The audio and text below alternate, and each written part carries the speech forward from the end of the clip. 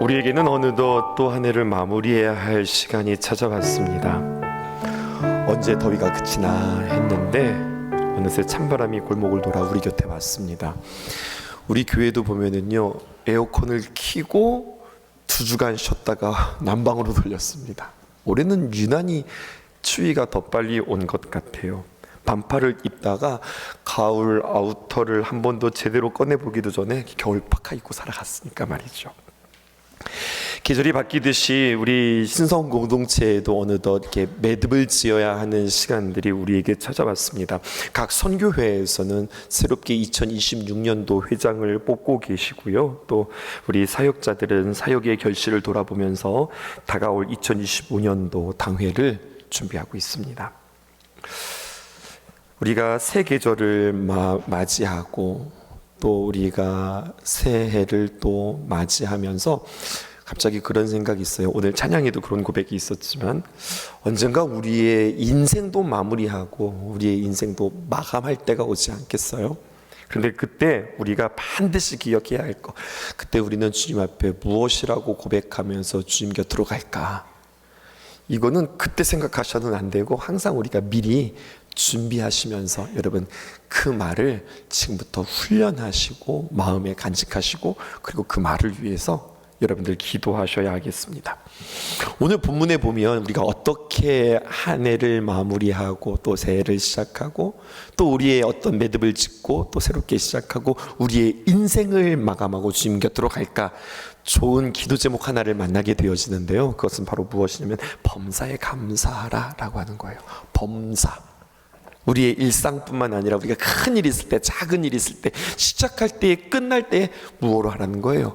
감사하라고 하는 거죠. 근데 주님께서 우리에게 범사에 감사하라 라고 하는 이 말씀은 좀 너희들 이렇게 했으면 좋겠어, 권유나 권면이나 아니면 부탁의 말씀이 아닙니다. 전 우리 엄마 잔소리가 생각이 났어요. 사랑하는 우리 어머니가 우리에게 잔소리하는 그런 소리가 아니라고요. 어떤 말이냐, 여러분 이것은 하나님의 명령이고 사명입니다. 범사에 감사하라. 여러분 이 문장 어떠세요? 감사는 성도들의 선택사항이 아니라 감사는 당신이 성도입니까? 라고 하는 것에 대하여서 밝혀주는, 마치 주민등록증과 같은 그런 증명 방식이 바로 감사라고 하는 거죠. 그러니까 감사하다라고 하는 것은 단순히 우리의 마음속에 너무 감사한 마음이 든다 이런 것이 아니라 성도됨을 증명하는 삶의 어떤 자세라고 하는 거예요. 성도라고 하면 감사해야 되는 거 아는데 여러분 나의 감사가 어때요? 우리 성도들 감사하고 계시는 것 같아요. 근데 그 감사도요 수준이 있다니까요. 깊이가 있다니까요. 이 감사도 어떤 밀도가 있는 것 같아요. 우리가 시간이 지날수록 또 우리가 주님을 만나는 시간들이 쌓일수록 나의 감사는 점점 성숙해지고 있는가, 나의 감사는 더욱더 깊어지고 있는가, 한번 우리의 감사를 점검할 수 있는 귀한 시간들 되었으면 참 좋겠습니다. 우리의 삶의 위기가 언제 찾아올까요? 우리의 삶의 위기는 감사를 잃어버릴 때입니다. 또 우리의 삶의 복은 언제 찾아오게 되어질까요? 모든 것들을 감사로 고백할 때 우리의 삶에 복이 온다고 하는 사실이에요. 위기는 어떤 사고와 어떤 문제와 외부에 있는 것이 아니라 내 안에 있다, 이것을 기억하면서 오늘 저는 여러분들에게 3가지, 왜 우리가 감사해야 하는지, 무엇을 감사해야 하는지, 어떻게 감사해야 하는지 아주 본질적인 3가지 질문에 제 의견을 여러분들에게 말씀드리는 것이 아니라 성경에서 이렇게 이야기하고 있습니다. 성경을 오늘 여러분들에게 소개하고 싶습니다. 첫 번째, 왜 우리는 감사해야 할까요?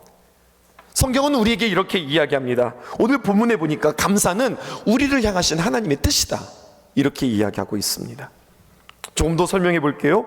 감사가 없다, 이 사람 감사가 없네 라고 하는 것은 저 입에 지금 감사를 고백하지 않네, 이런 뜻이 아닙니다.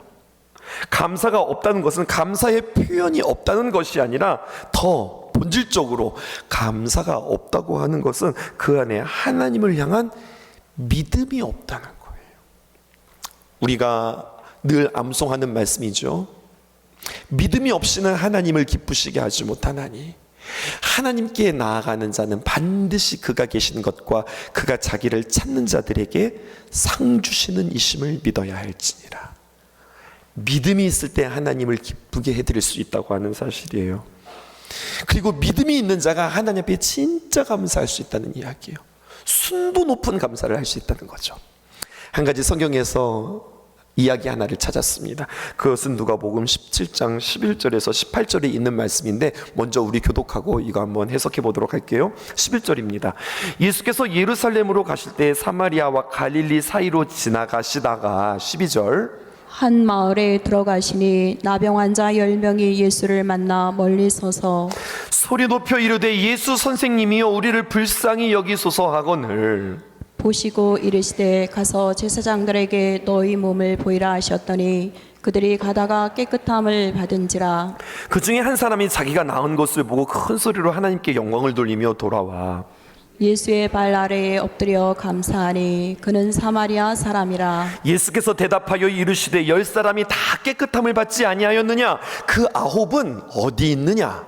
이 이방인 외에는 하나님께 영광을 돌리러 돌아온 자가 없느냐 하시고. 오늘 이야기 좀 보십시다. 오늘 예수님께서 예루살렘에 올라가시는데 납병 환자 10명을 치유하세요. 그런데 여러분 잘 아시는 대로 그 중에 10명이 치유받았는데 한 사람만 예수님께로 돌아와서 감사드렸습니다. 병고침을 간구한 사람은 10사람이었는데 병고침을 받고 감사한 사람은 한 사람이다. 이게 무슨 말일까요? 이런 거예요. 자신이 필요해서 예수님을 찾은 사람 10사람. 오늘 성경 12절에 보니까 한 마을에 들어가시니 납병 환자 10명이 예수를 만났다. 예수님이 납병 환자를 만난 것이 아니라 10명의 납병 환자들이 예수님을 만나고 가까이 할 수 없으니까, 유대인의 결례가 있으니까 어떻게 합니까? 멀리 서서 예수님 우리를 불쌍히 여겨주세요. 예수님 우리 좀 고쳐주세요. 지금 이야기하는 이 장면입니다. 뭐라고요? 이들이 예수님을 찾았다고요. 자신이 필요해서 예수님을 찾은 사람 10사람이었는데요 자신의 필요를 채우신 그 예수님께 감사하는 사람은 한 사람이었다는 거예요. 그리고 그 한 사람을 향하여서 예수님이 뭐라고 말씀하시느냐, 이렇게 이야기해요. 10사람이 다 깨끗함을 받지 않았느냐? 그런데 어떻게 9은 어디 있지? 왜 너 하나만 돌아왔지? 이렇게 이야기하는 거예요. 자, 이때 이 예수님의 마음은 어떤 마음일까요? 서운하다. 서운한데 내가 10명을 다 고쳐줬는데 10명이 다 감사하다고 이야기하지 않고 한 명만 왔어? 나머지 9이 이것에 대해서 감사하지 않았어? 서운하다. 주님이 이런 마음이었을까요? 가만히 오늘 말씀을 묵상하고 해석해 볼 때에 다른 주님의 마음을 발견할 수 있었습니다. 그것은 바로 무엇이냐? 예수님은 단지 그들에게 육체의 질병만 고쳐주시는 것뿐만 아니라 플러스 그들에게 뭔가를 더 좋은 것을 주고 싶은 예수님의 마음이 있었어요. 아이고 왜 안 왔어? 그게 다가 아닌데, 이거 병고침만 받고 끝나는 게 아닌데, 그거 말고 더 좋은 것들이 훨씬 더 많은데, 이 안타까운 마음, 서운한 마음이 아니라 안타까운 마음이 오늘 성경에서 이렇게 비춰졌어요. 여러분들이 잘 아시고 또 좋아하시는 시인 가운데 이혜인이라고 하는 그 시인 아시죠? 이분의 글은 참 깨끗하고 담백하면서도 글을 참 쉽게 쓰세요. 그래서 우리에게 더 와닿는데, 이혜인 수녀님이세요. 수녀님이신데 이혜인 시인의 감사와 행복이라고 하는 시 여러분들에게 소개해 드릴게요. 이렇습니다. 내 하루의 처음과 마지막 기도. 하루뿐일까요? 한 해의 처음과 마지막 기도. 그리고 내 한 생애의 처음과 마지막 기도는 감사합니다 라는 말이 되도록 감사를 하나의 숨결 같은 노래로 부르고 싶다. 이게 이 시인의 마음이에요.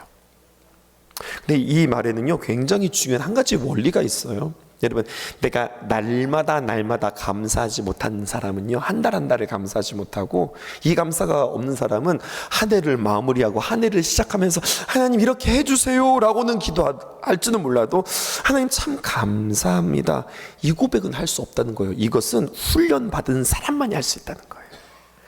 날마다 눈 뜨자마자 감사, 하루를 마감하면서 감사. 우리는 특세하잖아요. 특별 새벽 기도를 하면서 하나님 앞에 감사. 이렇게 한 사람이 마치 감사를 하나의 숨결 같은 노래, 다시 말해서 숨 쉬듯 감사하다는 거예요. 이 시는 이렇게 끝나지 않습니다. 다음과 같이 이어집니다. 감사하면 아름다우리라, 감사하면 행복하리라, 감사하면 따뜻하리라, 감사하면 웃게 되리라. 여러분, 예수님께서 말씀하셨어요. 나머지 9은 어디 있니? 주님께서 찾으시는 이유는 왜 그들에게 병고침은 있는데 감사가 없을까? 감사하면 아름답게 되는데, 감사하면 행복하게 되는데, 감사하면 따뜻하게 되는데, 감사하면 앞으로 더 웃게 될 일이 있는데, 사실은 병고침보다 그들의 마음 가운데 이러한 선물을 주고 싶었던 예수님의 마음이, 그 안타까운 마음이 오늘 성경을 통하여서 들려졌어요. 항상 감사하라. 이 권면은 여러분들에게 명령처럼, 사명처럼 들려지기를 주님의 이름으로 축복합니다. 이것이 성경이 말하는 행복론입니다. 행복의 공식이에요. 공식은 무엇입니까? 딱 대입하면 답 나오는 거잖아요. 우리가 한 주간 살아가면서 왜 우리는 감사해야 됩니까? 하나님의 마음, 하나님의 복이 거기에 다 담겨 있는 거예요.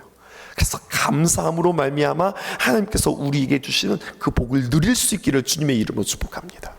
두 번째, 그럼 무엇을 감사해야 할까요? 우리는 무엇을 감사하죠? 우리는 보통 우리의 상황이 좋아지고 우리가 무엇을 얻게 되어지고 해결되어지면 감사하죠. 그런데 성경은 우리에게 감사는 상황의 변화가 아니라 영혼의 변화에 감사할 때 더 진짜 감사의 진가를 맛볼 수 있다고 이야기해요. 그래서 그렇게 감사한 사람이 있나 찾아보았더니 있었어요. 누구일까요? 누가복음 7장 37절에서 38절. 그 동네에 죄를 지은 한 여자가 있어. 이 여자는 사람들이 다 알아요. 뭐를 하더냐? 저 여자 죄 지은 여자, 저 여자 불결한 여자. 근데 이 여자가 있는데요, 예수님께서 바리새인 집에 앉아 계심을 알고, 예수님이 지금 집에 들어가셨는데 어디냐? 바리새인 집에 있었어요. 여러분, 얼마나 꼬장꼬장하고 얼마나 예수님을 책잡을까 하는 이 집에 이 여인이 쓱 들어온 거예요. 그러더니 아무 말도 하지 않고 예수님 뒤에 서서 한참을 있더니 갑자기 이 여자가 눈물을 툭툭툭툭 흘리는 거예요. 그러더니 자신의 몸을 굽힙니다. 그리고 예수님의 발을 붙잡습니다. 그리고 그 눈물은 아까보다 더 큰 눈물로, 더 많은 눈물로 예수님의 발을 적십니다. 그러더니 주섬주섬 어디서 무엇을 꺼내는데 무엇인가 봤더니 값비싼 향유입니다. 이 여자가 향유를 구입했어요. 정직하게 열심히 일해서, 성실하게 일해서, 보란듯이 일해서 향유를 샀을까요? 사람들은 이 향유가 저 여자가 어떻게 구입했는지 다 알아요. 근데 그 향유를 예수님 발에 붓습니다. 그것으로 끝난 게 아닙니다. 묶었던 머리를 풀어헤칩니다. 그리고 그 찰랑거리는 그 긴 머리로 예수님의 발을 씻습니다. 총각 예수님의 발을 씻습니다. 여러분, 이건 스캔들입니다. 이게 도대체 뭐 하는 짓이에요? 그런데 이 일에 대해서 예수님이 말씀하세요. 뭐라고 말씀하시느냐? 누가복음 7장 47절이에요. 그러므로 내가 내게 말하노니 그의 많은 죄가. 예수님이요, 죄를 무시하지는 않으셨어요. 죄 있는 여자라고 분명히 말씀하셨어요. 그런데 뭐라 말씀하십니까? 그의 많은 죄가 사하셨도다. 이는 그의 사랑함이 많음이라. 사함을 받은 일이 적은 자는 적게 사랑하느니라. 여러분, 이거 잘 들어보세요. 이 말씀은 뭐냐면, 그녀가 사랑했기 때문에 용서받았다라고 하는 말이 아니라 용서받았기 때문에 사랑할 수 있었다, 이 이야기인 겁니다. 이 여자 가만히 보세요. 그의 삶의 환경이 바뀐 거 전혀 없습니다. 여전히 사람들은 그 여인을 죄인이라고 낙인 찍습니다. 그 여인의 사회적 위치는 여전히 밑바닥입니다. 사람들은 그를 향하여서 제대로 보지 않고 힐끔힐끔 쳐다보면서 수근수근 거립니다. 바뀐 게 하나도 없습니다. 상황이 바뀐 게 하나도 없습니다. 그런데 그의 마음은 완전히 달라졌습니다. 예수님이 나를 용납해 주셨다. 예수님이 나를 받아주셨다. 자기가 죄사함 받았다고 하는 그 확신, 하나님이 자신을 받아주셨다고 하는 그 은혜의 경험이 그 여인으로 하여금 감사하게 했다고요. 감사는 어디서 시작되어진다고요? 상황이 바뀌어서 시작되는 감사, 세상 사람도 할 수 있다. 진정한 감사는 내 안에 구원의 은혜를 깨닫는 순간 우리가 주님 앞에 감사할 수 있다고 하는 거죠.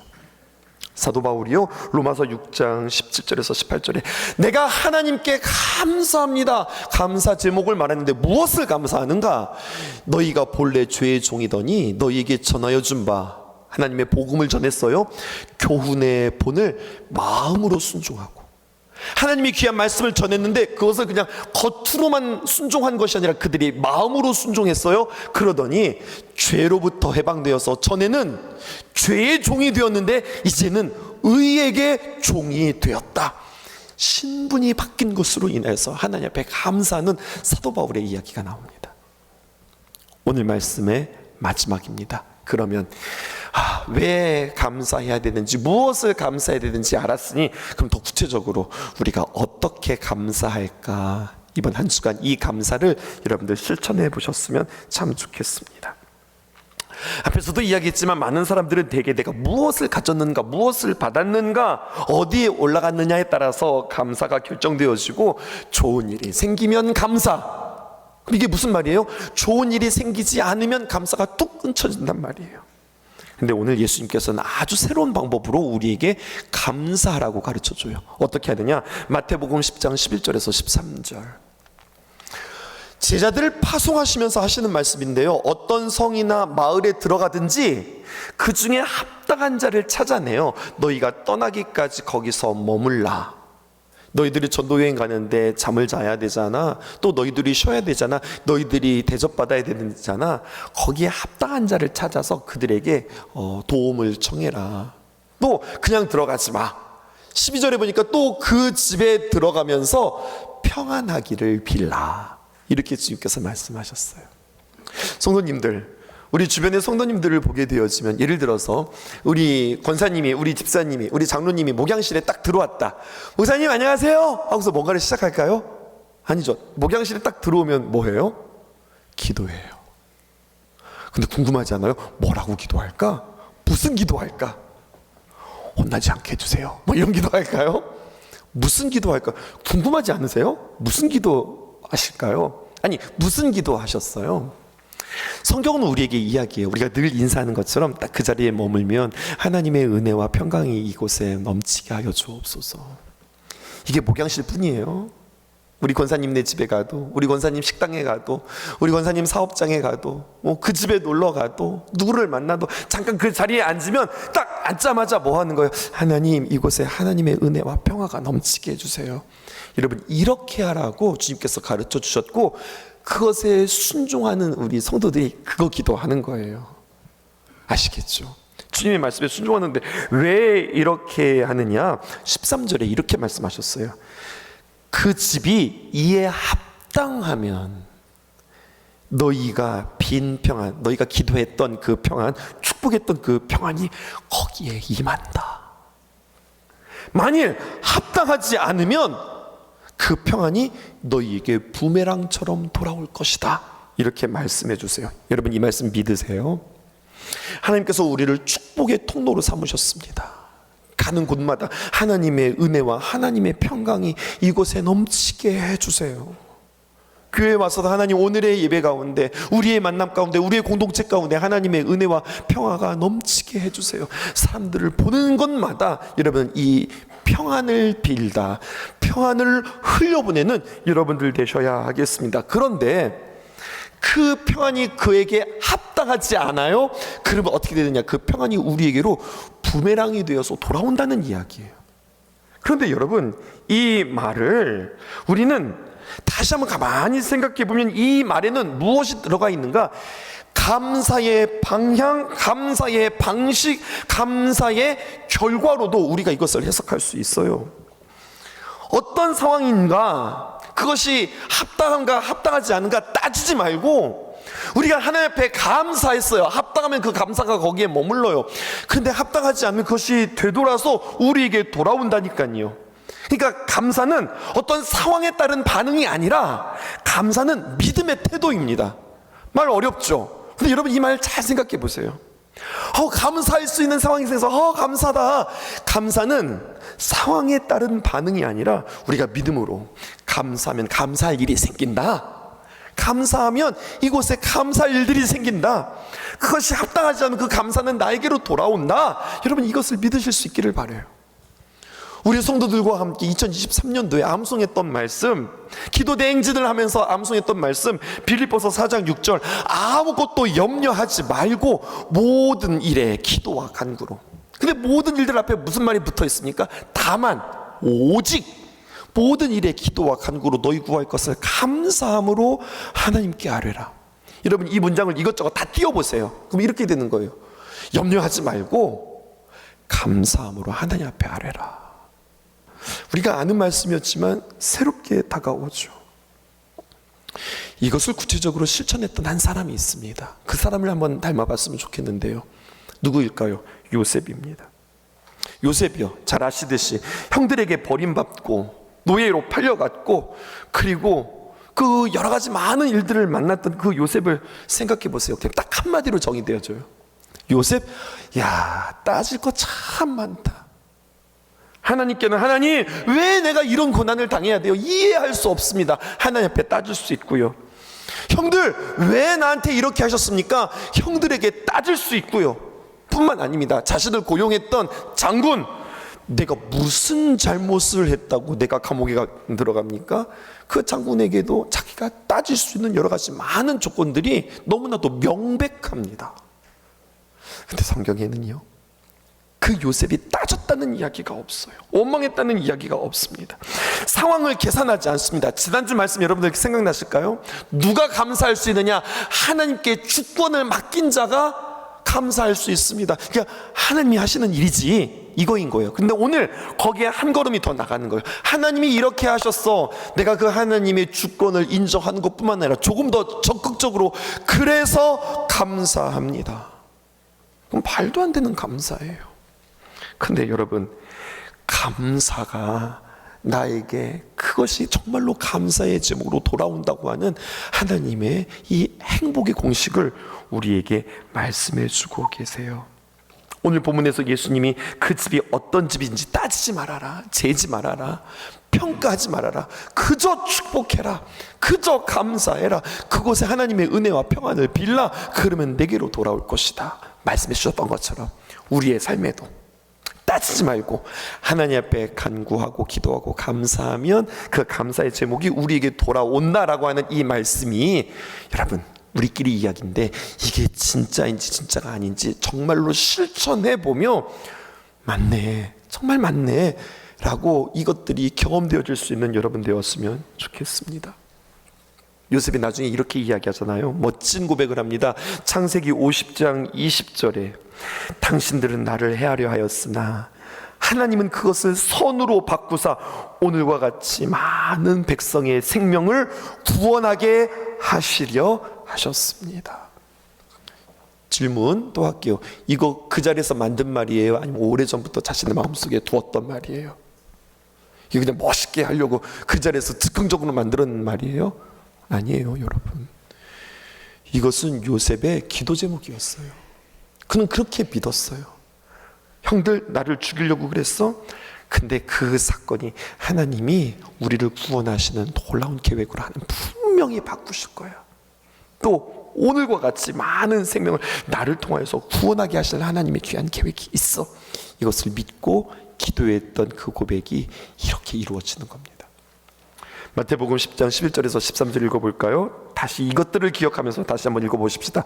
어떤 성이나 마을에 들어가든지 그 중에 합당한 자를 찾아내어 너희가 떠나기까지 거기에 머물라. 12절 또 그 집에 들어가면서 평안하기를 빌라. 아멘이시죠? 그 집에 들어가면서 평안을 비십시오. 그것들을 실천하십시오. 13절 시작. 그 집이 이에 합당하면 너희 빈 평안이 거기 임할 것이요 만일 합당하지 아니하면 그 평안이 너희에게 돌아올 것이니라. 따지지 않고 감사했습니다. 흘려보내며 감사했습니다. 그리고 하나님은 그의 감사를 보시고 그를 세우셨습니다. 세상은 받고 감사하지만 우리는요, 감사하고 받는 거라고요. 드라마 하나 여러분들에게 소개할까요? 스쳐 지나가다가 봤는데 하고서 내가 꼽혀서 그 부분을 잘라왔습니다. 25, 21라고 하는 드라마 있는데요. 2022년도 TVN에서 방영한 드라마예요. 이 극 중에 보면은 나히도라고 하는 학생이 있습니다. 이게 펜싱하는 친구예요. 그 학교는 이렇게 펜싱으로 이렇게 이제 아이를 키우는 그런 학교인데, 제가 알기로는 춘영호도 지금 펜싱 경기장을 짓는 거로 알고 있어요. 그런 상황인 거죠.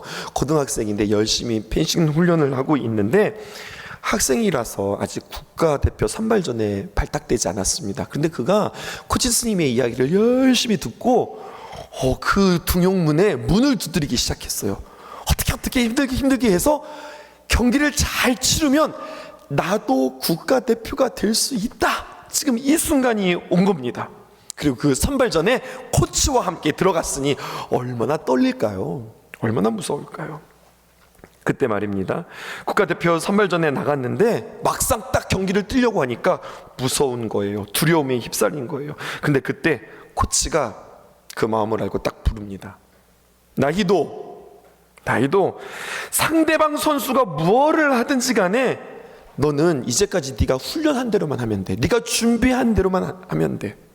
우리 선생님들 이런 말씀 많이 하시죠? 야, 잘하려고 하지 말고 네가 이제까지 연습한 대로만 하면 되는 거야. 다른 거 따지지 마. 네가 준비한 것만 한다. 할 수 있지? 이렇게 이야기하는 거죠. 근데 이 말에 이 나이도가 뭔가 용기를 얻지 못해요. 이거 봐라. 어떻게 하면 그에게 용기를 줄까 하다가 이어서 이 코치가 이렇게 멋있는 말을 합니다. 뭐라고 했느냐? 야, 너 절대 안 져. 절대 안 져. 나 원래 지는 선수 안 뽑는다. 이렇게 이야기하는 거예요. 오케이, 알겠지? 내가 너 확신하는데 너는 질 수 없어. 나 사람 그냥 안 뽑아. 나 그래도 안목이 있거든. 나 지는 선수 안 뽑는다. 힘이 되었을까요? 여전히 나이도 선수는 자신을 믿지 못합니다. 그의 눈빛이 막 흔들리는 거예요. 그때 마지막입니다. 그 코치가 이 선수를 불러다가 단호하게 말합니다. 저는 이 대사가 너무 좋았어요. 뭐라고 이야기하느냐? 야, 나이도 너 자신을 못 믿겠어? 너 자신을 못 믿겠어? 그러면 너를 뽑은 나를 믿어. 너를 선택한 나를 믿어. 이렇게 이야기하는 거예요. 저는 이게 하나님 음성처럼 들렸어요. 이 말이 제 마음속에 계속해서 울림이 되었어요. 맞지? 그래, 내가 나를 믿지 못할 때가 있지. 내가 봐도 내가 참 못마땅하지. 참 내가 많이 무너지지. 그런데 그때 나 자신을 보는 것이 아니라 그럴 땐 나를 선택한 분을 믿는 거야. 그리고 그는 이렇게 이야기합니다. 나는 당신들 믿고 간다. 나기도 옆에 계속해서 응원해줬던 코치와 친구들이 있었거든요. 나 갈 거야. 근데 내가 나를 믿지 않고 당신들을 믿고 간다 하면서 경기에 임합니다. 그리고 나는 나를 믿는 너를 믿어 라고 이야기하면서 경기를 잘 마치고 이 이야기는 되게 행복하게 끝나요. 그래서 결국 국가대표가 되어지는 거죠. 주님의 음성 같았어요. 너 자신 못 믿겠니? 너 자신 스스로 보면 너가 참 부족하니? 너를 믿지 못하면 너를 선택한 나를 믿어라. 여러분, 요한복음 3장 16절 기억나세요? 저희는 이 한 절 가지고 5주 동안 설교했었잖아요. 그때 우리가 이런 작업했었어요. 요한복음 3장 16절, 하나님이 세상을 이처럼 사랑하사 독생자를 주셨으니 이는 그를 믿는 자마다 멸망하지 않고 영생을 얻게 하려 하심이라. 암송 구절이죠. 근데 여러분, 하나님이 세상을 이라고 하는 이 세상에다가 내 이름 석자를 넣어보세요. 하나님이 박진형을 이처럼 사랑하사, 여러분들도 박진형 하지 마시고 여러분들도 여러분들의 이름을 넣어서 하나님이 나를 이처럼 사랑하사. 잘 구분하세요. 하나님이 우리를 사랑하셨습니다. 전 틀린 표현이라고 생각해요. 하나님은 우리가 아닙니다. 하나님은 나를 사랑하사입니다. 우리가 세례 교육할 때 하나님이 우리를 위해서 십자가에 못 박혀 죽으시고 독생자 예수 그리스도를 보내주셨습니다. 저는 틀렸다고 했습니다. 아니요, 하나님께서 우리를 위하여서 독생자 예수 그리스도를 보내주셨습니다. 아니요, 예수님은 나를 위해서 십자가에 못 박혀 죽으셨고 하나님은 나를 위해서 예수 그리스도를 이 땅에 보내주셨습니다. 여러분, 이것을 믿으실 수 있으시겠습니까? 이 말씀이 여러분들의 마음 가운데 와닿는 귀한 은혜가 있었으면 참 좋겠습니다. 부흥성에 마치고 신방 다녔어요. 한 할머니, 할아버지 권사님 댁에 방문했는데 이사하셨거든요. 새 집인데 벽 보고 깜짝 놀랐어요. 이게 수납장인데요, 수납장을 이렇게 만들어 놓으셨더라고요. 사진 한번 보여주실까요? 이게 무슨 사진이 이게 빼곡하게 붙어 있는 거예요. 아니, 할머니 권사님, 할아버지 권사님, 이게 뭐예요? 그러자 활짝 웃으면서 이야기하는 게, 요게 우리 아들입니다. 요게 며느리예요. 요게 우리 딸입니다. 요거 우리 사우입니다. 사우. 그러면서 가족들을 하나하나 다 보여주세요. 그뿐만이 아니에요. 이거는 초등학교 입학 사진이에요. 이것은 학교 가서 우리 아이가 처음 상 받아가 온 사진이에요. 그 옆에 성적표도 붙어 있더라니까요. 성적표도 있어요. 우리 아이가 반장된 날이에요. 이거 우리 아이가 대학교 가던 사진이에요. 군대 가던 사진이에요. 이거 우리 아이가 결혼하던 사진이에요. 아이를 낳았던 사진이에요. 빼곡하게 붙어 있어요. 요뿐만 아니라 저쪽에는요 더 많이 있는데 제가 이렇게 다 사진을 찍지 못해가지고 요것만 보여드릴 거예요. 근데 아이고 그러시구나 라고 쭉 보는데 갑자기 마음속에 쿵 하니 들려오는 또 한 번의 주님의 음성이 있었어요. 그건 바로 뭐냐? 아, 하나님도 이러시겠다. 우리 하나님도 이러시겠다. 우리 하나님이 집이 있으실까요?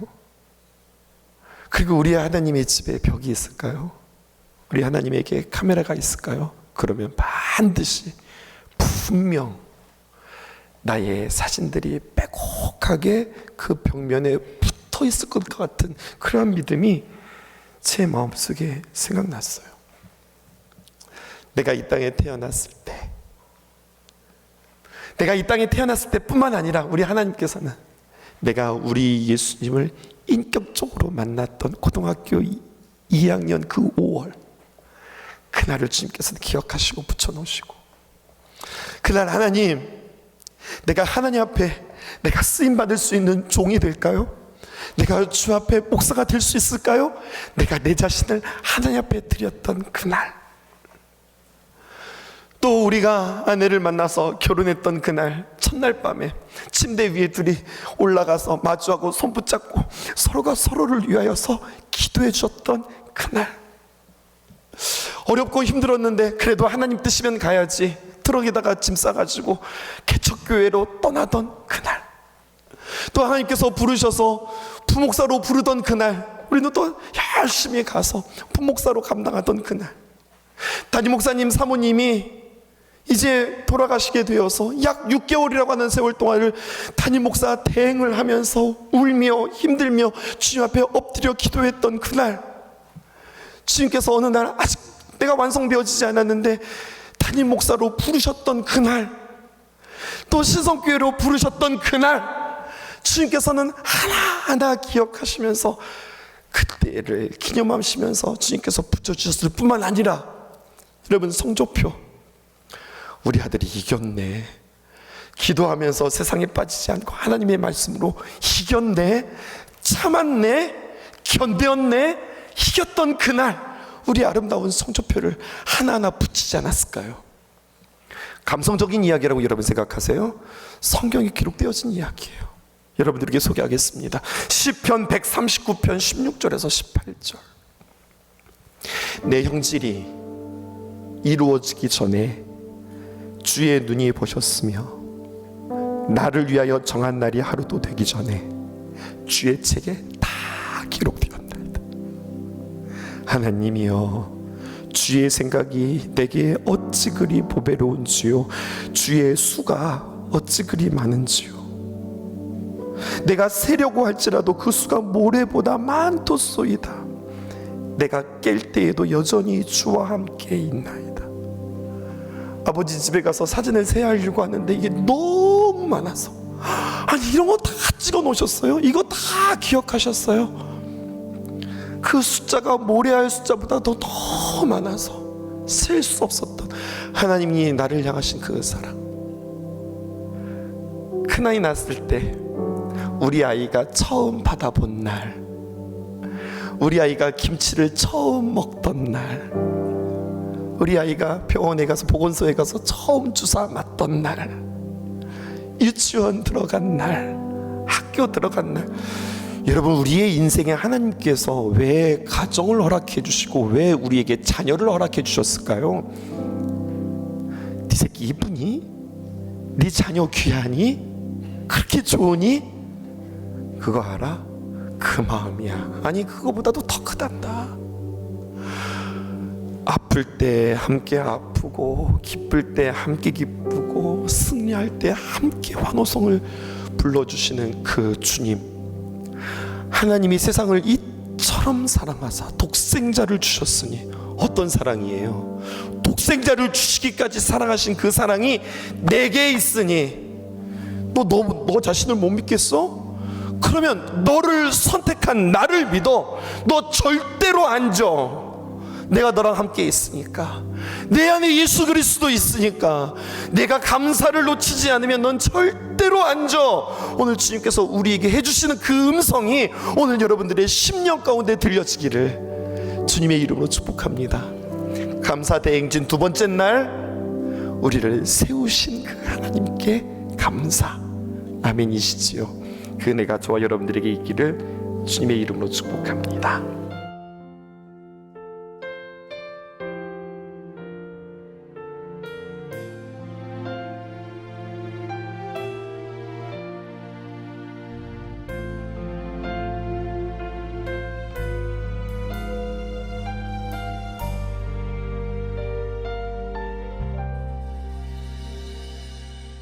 날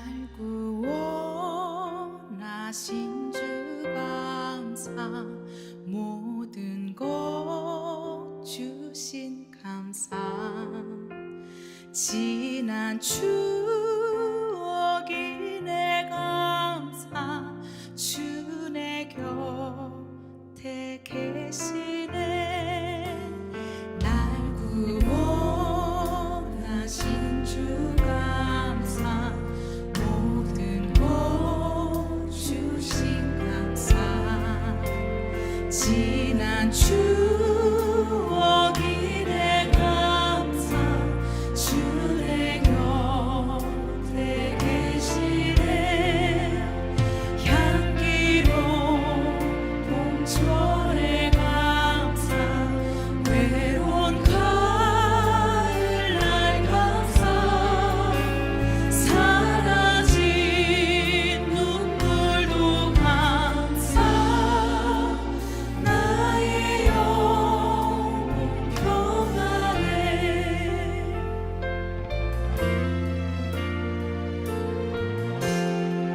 응답하신 기도 감사, 응답하신 기도 감사, 거절하신